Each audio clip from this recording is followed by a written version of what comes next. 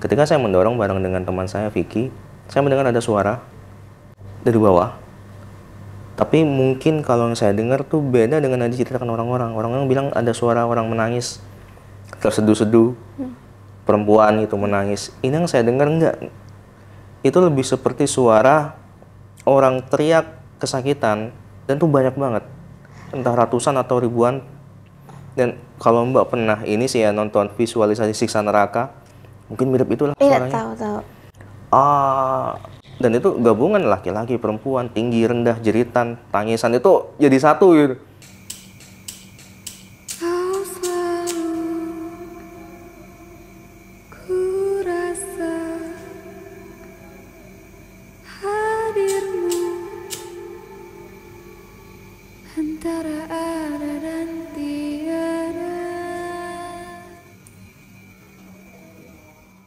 Halo masyarakat adat, gimana nih kabar kamu? Semoga dalam keadaan sehat, baik, dan berbahagia ya.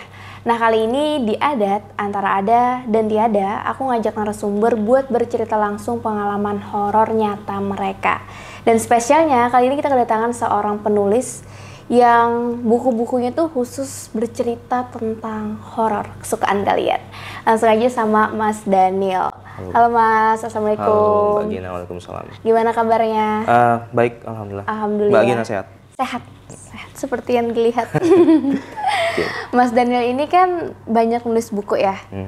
Udah berapa banyak buku yang ditulis? Kalau buku udah berapa? 1, 2, 3, 14 judul sih. 14 judul, semuanya tuh novel? 3 novel cetak ya. Lainnya novel digital sih, lebih ke di platform gitu. Oke, semuanya tentang horor. Horor dan misteri. Horor dan misteri. Ada beberapa yang bukan sih. Tapi kebanyakan horor dan misteri. Kenapa misteri. nulis horor dan misteri? Mungkin dari kebiasaan dari kecil ya. Dari kecil kan saya lahir di lingkungan pesantren. Oke. Sekolahnya juga di pesantren. Dan kami itu semacam punya ritual ketika sudah jam istirahat, ya teman-teman sekelas, semadrasah tuh biasanya kumpul di pojokan kelas gitu. Di sana kami berbagi cerita, dan biasanya yang dibagiinnya cerita tentang pengalaman horor gitu.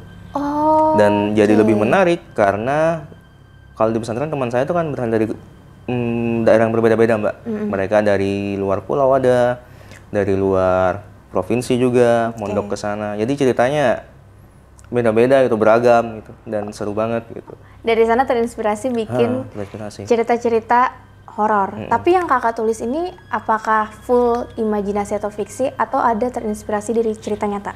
Yang bikin ininya sih basicnya memang dari sejarah atau urban legend di daerah Tapal Kuda biasanya ya. Oke. Tuh daerah Tapal Kuda tuh kan banyak banget tuh tempat-tempat yang punya urban legend kayak gitu. Nah itu saya angkat lagi, saya ceritakan dengan bumbu fiksi pastinya. Oke. Dengan tidak keluar dari pakem cerita aslinya gitu. Tapal Kuda itu apa?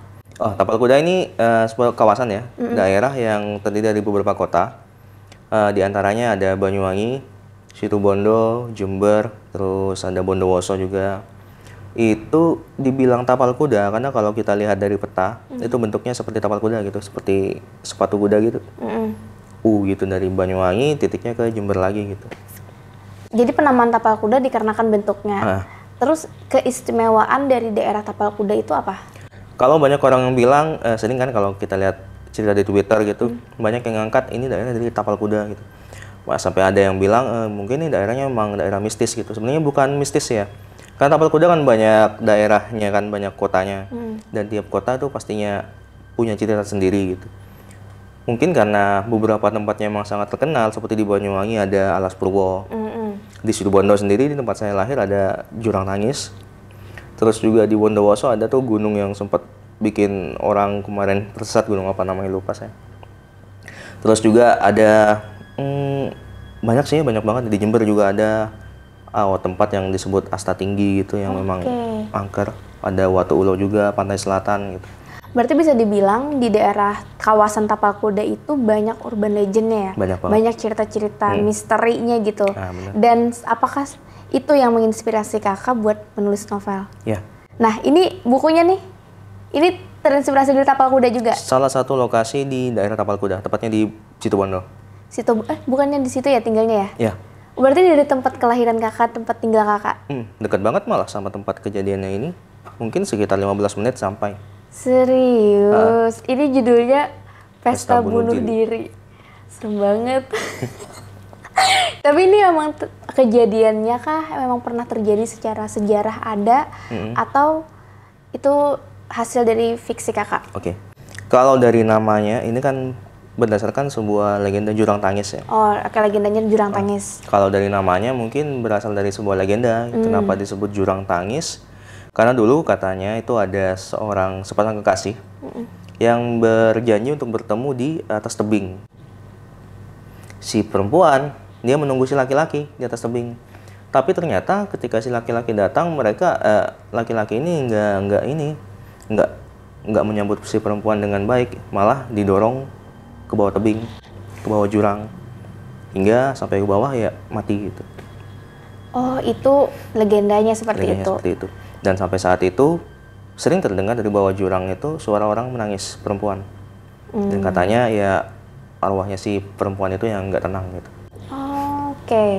Nah, karena kan kakak tinggal di sana, tumbuh di sana, itu kan legenda ya. Apakah kakak juga mengalami hal-hal yang terkait dengan legenda itu? Bener nggak sih apa yang dikatakan orang-orang bahwa di sana ada suara tangisan karena disebut dengan jurang tangis? Oke.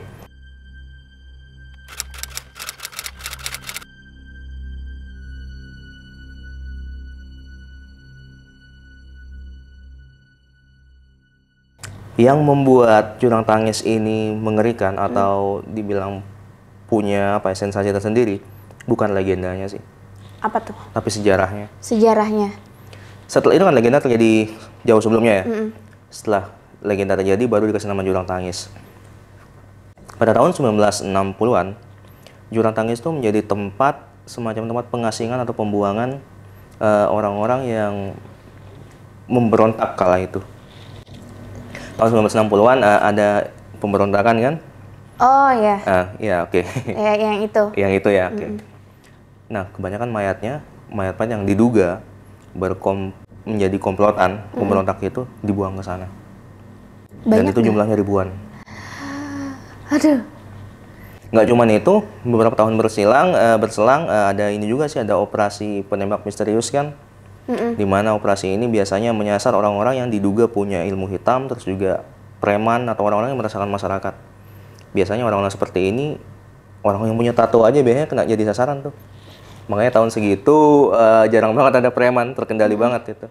Kalau sudah ada orang pakai tato, terus preman itu biasanya besoknya mati mendadak, kayak ditembak gitu di kepalanya, dan mayatnya biasanya dibuang di pinggiran jurang tangis Jurang itu. tangisan tadi. Dan biasanya ditinggalin uang katanya di sana, di mayatnya. Uang itu agar masyarakat setempat mau menguburkan mayat-mayat itu ke bawah. Oh, jadi pada akhirnya dikuburkan ya mereka? Ada yang menguburkan, ada yang cuma diambil uangnya dilempar aja ke bawah. Ngeri banget sih. Ngeri banget sih. Ngeri banget. Masa-masa saat itu memang. Iya, berarti yang lebih ngeri benar ini sejarahnya ya. Kalau kakak pribadi pernah ngalamin apa di sana? Pernah. Apa tuh? Waduh, seru nih. Ini kejadiannya pas 1 tahun sebelum nikah ya. Itu saya nikah tahun 2015. Ini kejadiannya 2014. Saya ada acara diundang teman saya di Banyuwangi. Di daerah apa sih namanya dah? Pokoknya di Banyuwangi lah ya, di Banyuwangi. Nah, itu di sana kami diundang tepat jam siang, pokoknya acaranya siang, tapi kami datangnya agak sore gitu. Berdua. Saya dengan teman saya, namanya Vicky gitu. Kami naik motor. Untuk pergi ke Banyuwangi, kami harus melewati hutan baluran. Ini Situ Bondo, ini hutan baluran, ini Banyuwangi. Jadi antara Situ Bondo dan Banyuwangi dipisahin hutan baluran ini. Berangkat awal biasa aja sih, nggak ada kendala. Kami nyampe di sana. Sampai di acara, kami disapa oleh seorang kakek-kakek. Dia masih familinya teman saya yang menikah. Dia nanya gitu sama kami, mau pulang jam berapa, Le? Cong, pakai bahasa Madura ya. Nanti mungkin agak malaman. Kamu kalau mau pulang, mending pulang sekarang. Jangan kemalaman. Kalau kamu pulangnya agak malam, sudah gelap, biasanya nanti nyampe di hutan terlalu malam atau bisa sampai tengah malam. Dia ngasih peringatan seperti itu sih. Cuman kami kayak ngerasa apa sih orang tua gitu kan ya. Kami juga masih muda waktu itu kan. Iya, cuman iyain aja lah Bang, kata teman saya. Iya Pak, iya. Selesai dari acara, sore kami nggak langsung pulang tuh. Masih jalan berdua. Pergi ke Watu Ulo, jalan-jalan di sekitar Banyuwangi juga kan, mumpung ada di situ gitu. Akhirnya kami memutuskan pulang tepat jam 9 malam. Pulang dari Banyuwangi sampai ke hutan itu jam 10 dan sampai di jalur Tengkorak itu jam setengah 11-an. Udah mau tengah malam. Jalur Tengkorak ini Mbak, ini jalan di tengah hutan baluran tadi yang tepat berada di atasnya jurang Tangis. Nah, jadi disebut jalur Tengkorak karena memang rawan terjadi kecelakaan. Medannya emang susah sih. Ada turun, tanjakan, kadang tanjakan langsung belok. Sehingga banyak banget kecelakaan. Bisa sampai 1 bulan sekali terjadi, meskipun cuma kecelakaan ringan. Dan banyak juga kecelakaan yang sampai menewaskan orang. Gitu. Nasihat dari kakek tadi bilang seperti ini. Kalau kamu sudah sampai di jalur Tengkorak, terus tiba-tiba kamu ngerasa sepi, kamu mending berhenti dulu, jangan dilanjutin gitu kata si kakek tadi. Cuman kami kan udah malam banget ya, udah nggak kepikiran ke sana. Pas di masuk jalur Tengkorak, lampu motornya motor saya itu mati. Akhirnya kami menepi. Yang bawa motor kan teman saya nih, saya bonceng, menepi itu ke pinggir. Bang, motornya mati. Motornya apa lampunya? Lampunya maksudnya mati gitu. Kau cek. Iya ya, nah di situ kami baru sadar, wah ini kita sudah masuk jalur Tengkorak nih. Ingat nggak pesannya si kakek tadi gitu? Oh iya. Ternyata benar.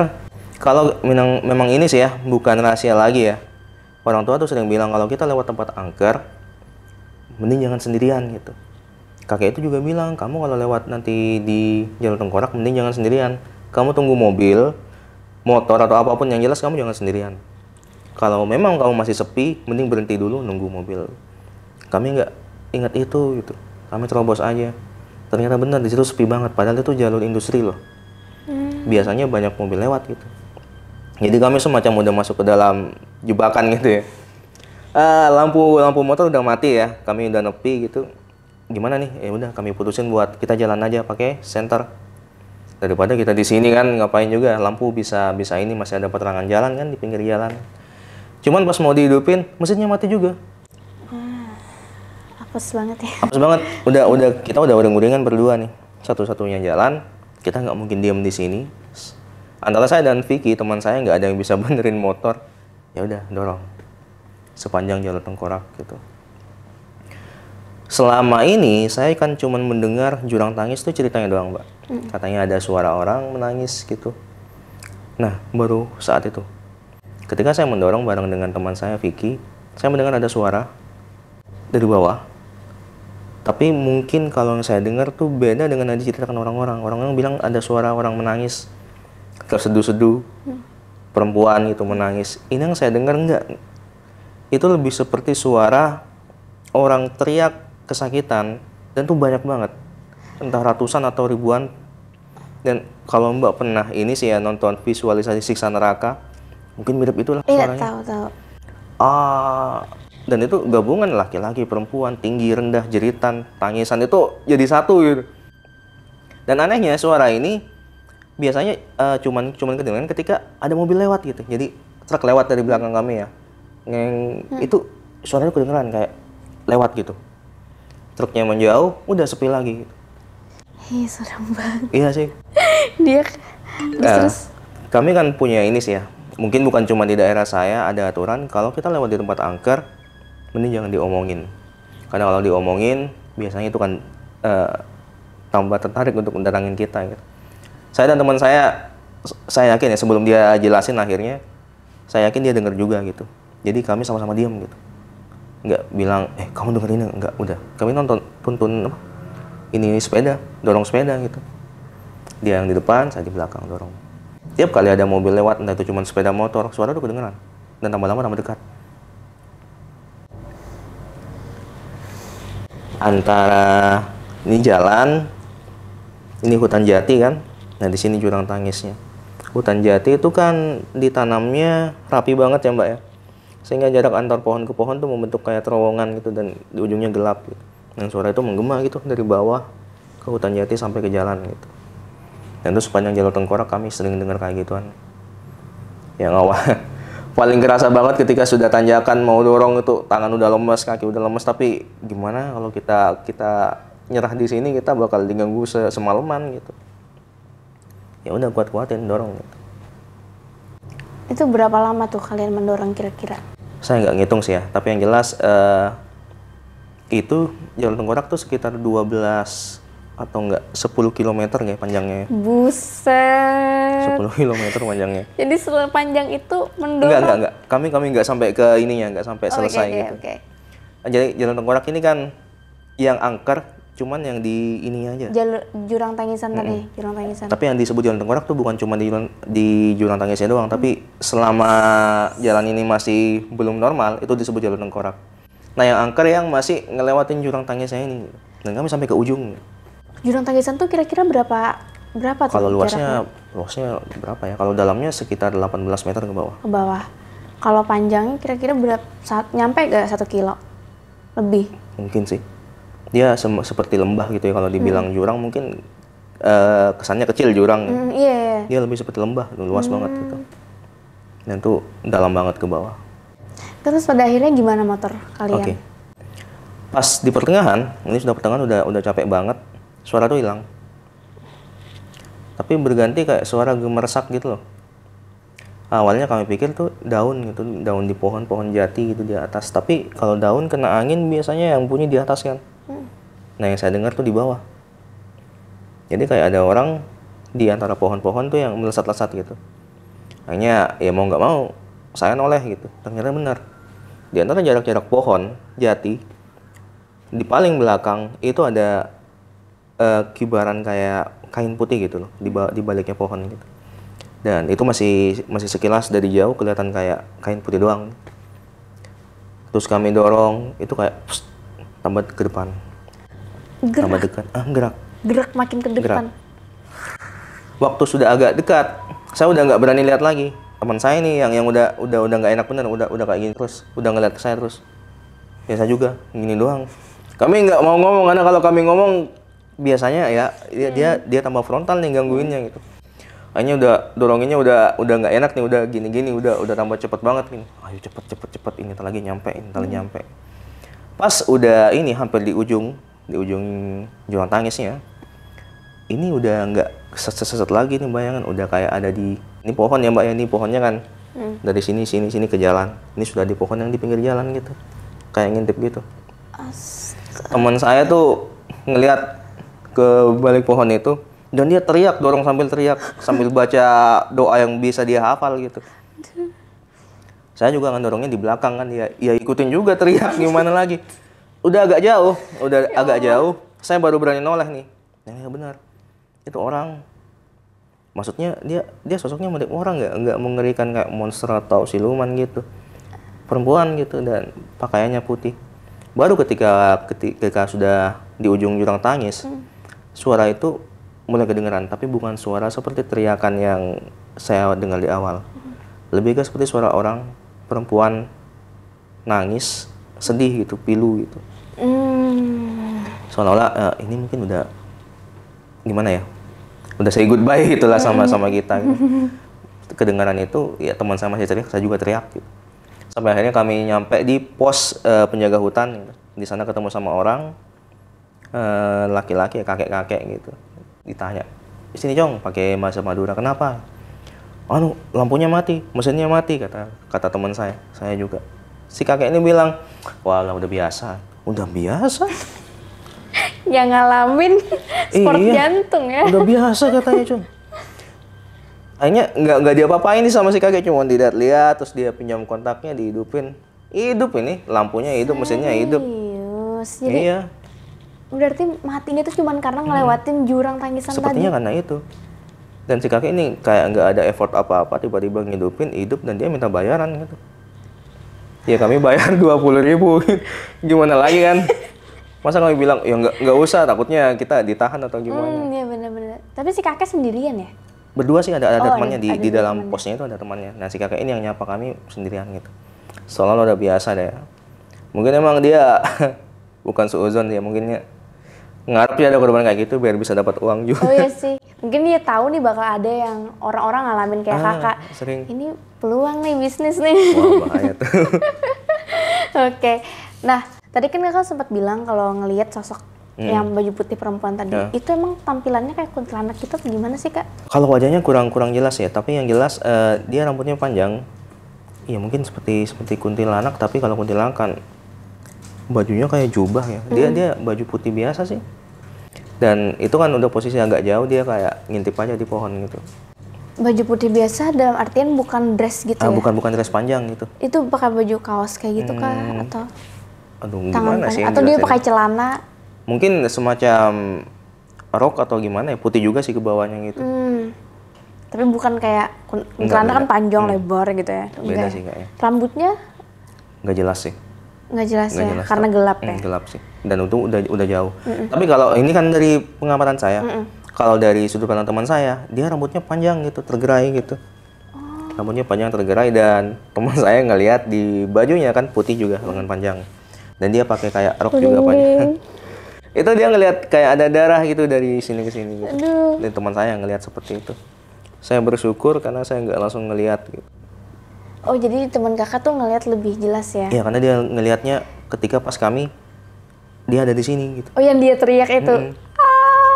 Saya ngelihatnya sudah ada di sini nih, baru ngeliat ke belakang. Aduh. Sejak saat itu teman saya udah nggak berani lagi lewat sana malam-malam gitu. Tapi dia dengar juga suara tangisan yang lirih? Saya kan tanya, tadi kamu dengar? Iya dengar. Terus kamu juga dengar? Iya dengar. Terus kamu juga lihat? Iya lihat. Jadi saya belum sempat nanya, dia udah jawab duluan, berarti sama gitu ya, apa yang saya alami dia juga alami gitu. Aduh, itu kayak berasa lama banget gak sih kalau ngalamin hal kayak gitu tuh? Iya sih, kalau diceritain mungkin kayaknya cuma 5 menit doang. Iya bener, pas ngalamin rasanya tuh kayak, aduh gak kelar-kelar ini. Bener, kaki lemas, pokoknya udah ini sih. Saya sempat nelpon istri saya, calon waktu itu, masih belum nikah.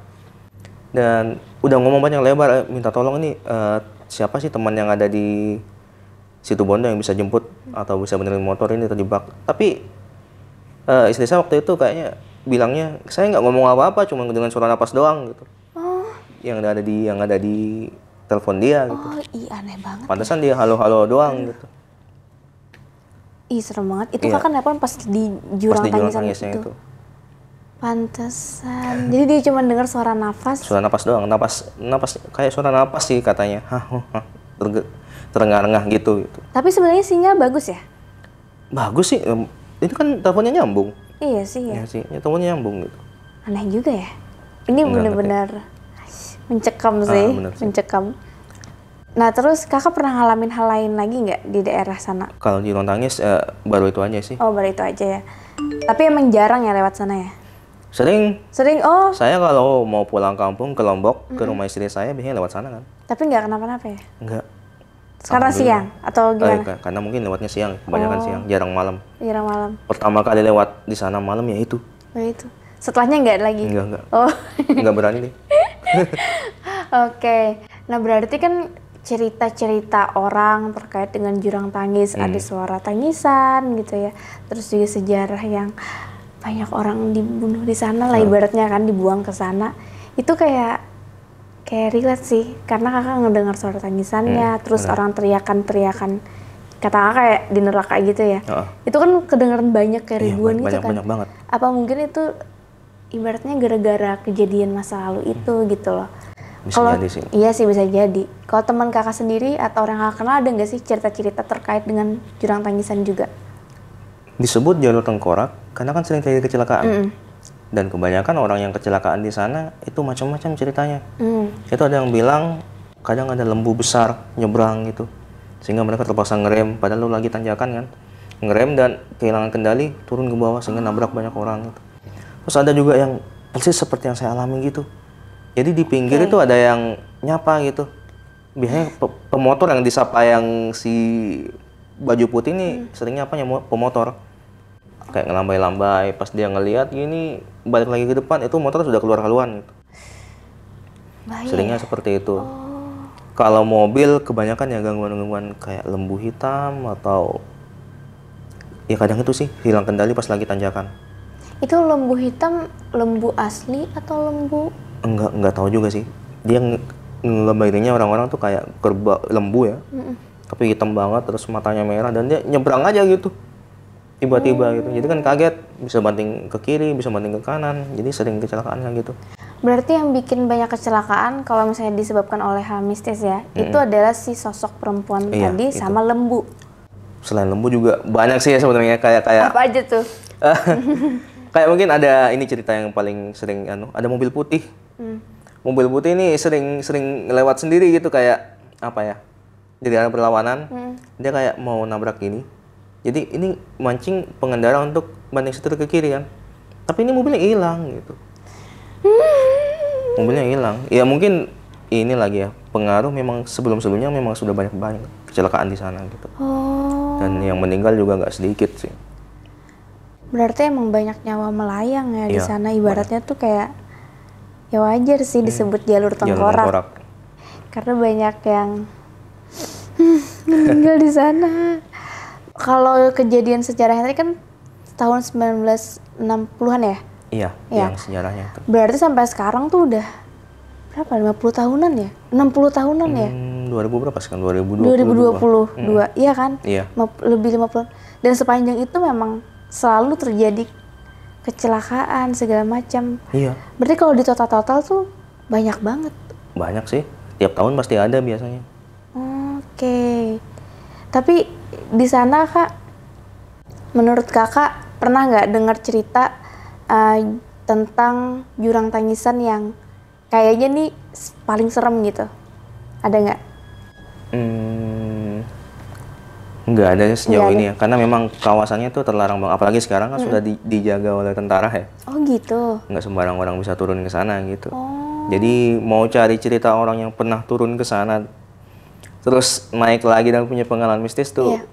jarang sih. Saya nyari narasumber dari dulu susah banget buat dapetinnya. Iya. Biasanya yang ke sana ya terjun buat sekarang kan jadi spot hunter untuk memburu gitu. Oh. Entah itu buru kijang atau monyet atau gimana. Dan biasanya ya mereka naik-naik ya nggak ada apa-apa sudah. Nggak ngalamin hal-hal ini ya? Nggak ngalamin hal seperti itu. Oke. Tapi ya ngalamin sendiri akhirnya Kakak Oh, iya, kalau untuk horornya ya. Nah, kalau balik lagi ke buku ini kan mengangkat cerita tentang jalur tengkorak yang jurang tangisan tadi. Ini nyeritain apa sih sebenarnya bukunya? Pesta bunuh diri ini saya dapat cerita dari beberapa narasumber ya, bukan cuma satu, tentang orang-orang. Kan ceritanya gini, sejak si pemberontakan itu, yang mayat-mayat dibuang itu, orang-orang di daerah Tapal Kuda itu nggak semuanya ya, beberapa menjadikan jurang tangis sebagai proses untuk penghakiman pribadi gitu. Maksudnya orang-orang yang punya ilmu hitam itu kan nggak tersentuh hukum. Jadi ketika ada di daerah mereka orang yang memang diduga punya ilmu hitam, biasanya ya mereka akan hakimi sendiri, entah itu orang yang diculik, dibunuh lalu dibuang ke sana. Dan itu sering terjadi kayak gitu sih. Orang-orang gila itu kadang ada orang pura-pura gila, biasanya kalau sudah meresahkan ya dibuang ke situ. Nah, saya dapat cerita dari beberapa narasumber tentang bagaimana orang itu dibuang gitu. Akhirnya saya dapat salah satunya adalah dulu orang itu nggak dibuang, nggak dibunuh dulu terus dibuang, tapi diturunkan. Ada beberapa yang diturunkan memang ke sana. Ada spot di mana orang tuh bisa nurunin beberapa orang ke sana dan dibiarkan hidup-hidup di bawah. Dibiarin aja gitu. Dibiarin aja gitu. Tapi kalau mereka kabur gimana? Mereka nggak bisa kabur. Kenapa? Karena begini, orang-orang yang diturunkan ke bawah itu kan orang-orang yang sudah punya track record, entah itu mohon maaf ya, perampok, tukang teluh atau tukang yang punya ilmu sihir, pelacur, pokoknya orang yang meresahkan masyarakat gitu. Jadi mereka diancam gitu. Kalau kamu berani naik ke atas, kamu akan ditembak karena ada yang jaga gitu. Oh. Jadi mereka akan mati dengan sendirinya gitu ya di bawah ya? Kelaparan, kecapean, Bener. dehidrasi. Benar. Kan yang penembaknya ini juga sebenarnya bukan orang sembarangan. Ada bagian dari regu khusus yang memang yang kata saya tadi itu tugasnya untuk membasmi atau membersihkan orang-orang yang diduga punya kayak preman dan lain-lain Kayak gitu. Petrus gitu ya? Ya, kayak Petrus benar. Cuman kan ketika sudah reformasi kan Petrus ini udah nggak dibutuhin lagi gitu kan. Akhirnya ya mungkin kalau dari narasumber yang saya dapat, ketika Petrus sudah nggak dibutuhkan lagi, dia juga ngapain saya tembak ini orang? Mending kamu turun aja ke bawah, jangan naik lagi. Kalau kamu naik, saya tembak. Mending kamu di bawah aja. Kamu mau ngapain di sini terserah. Mau mati, mati aja gitu. Yang jelas jangan naik. Orang yang diturunkan ke bawah itu nggak cuman orang yang punya ilmu hitam gitu sih. Kadang ada juga ibu-ibu yang diturunkan sama anak-anaknya gitu. Ada orang hamil gitu. Aduh, sedih banget. Iya, orang hamil yang suaminya misalkan selingkuh ya. Dan dia hamil orang gitu, dan istrinya nih nggak suka sama ini. Biasanya istri ya, selingkuhan yang hamil nih yang dibuang ke sana gitu. Wah, berarti kalau pelakor di zaman dulu tuh bahaya. Bahaya Kamu banget bakal gitu. dibuang ke jurang tangisan. Pelakor di zaman dulu nggak dibawa ke Turki sih. Ini nggak dibawa ke Kapadokya. It's my dream, Mas. Kalau zaman dulu malah dibuang ke jurang tangisan. Nggak bakal ada yang bilang it's my dream ya Nggak kalau kesana. bakal ada yang- nggak ada yang berani. Aduh, ngeri banget ya. Berarti zaman dulu tuh ibaratnya nggak pandang bulu ya. Kalau selama dia meresahkan masyarakat, Iya, ya dibuang. udah, ya udah kamu bakal berakhir di jurang tangisan. Aduh, aku merinding ngebayangin. Ceritanya begitu. Sampai ada saya juga dapat dari narasumber yang satu lagi gitu. Beberapa yang dibuang ke sana orang yang punya penyakit juga. Jadi nggak selamanya orang yang memang kriminal gitu. Oh, aduh sedih banget kalau Dulu kan ada penyakit langka tuh Mbak, penyakit semacam cacar ya, cacar yang menular dulu banget, kan sempat merebak juga. Itu orang-orang yang punya itu dibuang ke bawah gitu. itu kalau menular berarti banyak orang dong yang Bener. dibuang ke sana. Benar.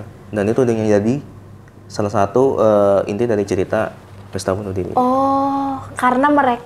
Oh, aku kebayang sih. Bayang deh ya? Kebayang Oke, sih. benar ya. Karena mereka orang-orang yang kena cacar. Benar. Dulu mungkin belum ini sekarang ya pengobatan ya. Pengobatan medis belum Belum, se-advance sekarang iya ya. benar. Jadinya malah, lu sedih. Berarti kalau misalnya anak-anak yang kena ya ke bawah juga gitu ya. Iya. Ceritanya gitu. Ibu-ibu, orang tua, lansia kalau misalnya kena cacar ya mereka harus ke sana juga. Iya sih. Serem banget. Tragis lah, lebih ke tragis. Ya. Kayaknya banyak banget ya di sana, ribuan, mungkin puluhan ribu kali ya totalnya. Bisa lebih banyak dari itu mungkin. Ini ngeri banget sih ternyata jurang tangisan. Aku pikir tuh cuman kayak legendanya doang tadi. Ya. Tapi pas kakak cerita ternyata wow, lebih dari itu. Ternyata sejarahnya jauh lebih menyeramkan, lebih daripada mencekam legendanya. dibanding legendanya. Kalau legendanya lebih kayak sedih sih, kayak lebih percintaan gitu kan, kayak tragisnya. Kalau ini bener-bener real terjadi, kisah nyata bener-bener terjadi. Oke Kak, kita balik ke buku ini. Ini kan seru banget. Nah teman-teman mungkin di sini ada yang penasaran, pengen baca, apalagi ini memang terinspirasi dari kisah nyata di Jurang Tangisan. Kalau misalnya ada yang mau beli, di mana? Bisa langsung cek di websitenya Gagas Media, gagasmedia.net/pesta bunuh diri. Oke. Di sana ada satu bab yang bisa dibaca gratis, dan link pemesanan juga bisa didapat dari sana. Oke, jadi misalnya mau ngebaca dulu satu bab gitu kan, mau ya pemanasan, gimana nih ceritanya, bisa dibaca. Dan kalau misalnya tertarik, pengen beli, langsung aja klik dibeli. Oke Kak, terima kasih. Semoga bukunya laris manis. Amin. Semakin banyak karya-karya lagi yang dikeluarkan oleh Mas Daniel. Katanya ini trilogi ya? Trilogi. Ada 2 lagi berarti? Ada 2 lagi. Ini yang pertama? Yang pertama Pesta Bunuh Diri. Yang kedua? Barisan Keranda Merah. Oke, yang ketiga? Eksekusi Tapal Kuda. Itu udah diterbitkan semua? Baru ini satu. Oh, baru ini satu. Baru ini satu. Kita menunggu ya untuk yang kedua dan yang ketiga. Oke, Mas Daniel, terima kasih buat ceritanya. Sama-sama. Gimana teman-teman, menurut kamu cerita Mas Daniel kali ini? Menurut aku ini sangat-sangat ekstrim karena bener-bener real story dengan sejarah yang tragis, mencekam. Oke, aku sama Mas Daniel pamit undur diri. Bye. Hai guys, thank you udah menonton video ini sampai habis. Jangan lupa untuk di-subscribe, nyalakan loncengnya, like, komen, dan share. Bantu aku untuk membangun channel ini sebagai channel nomor 1 penjelasan mengenai mitologi, horor, dan misteri.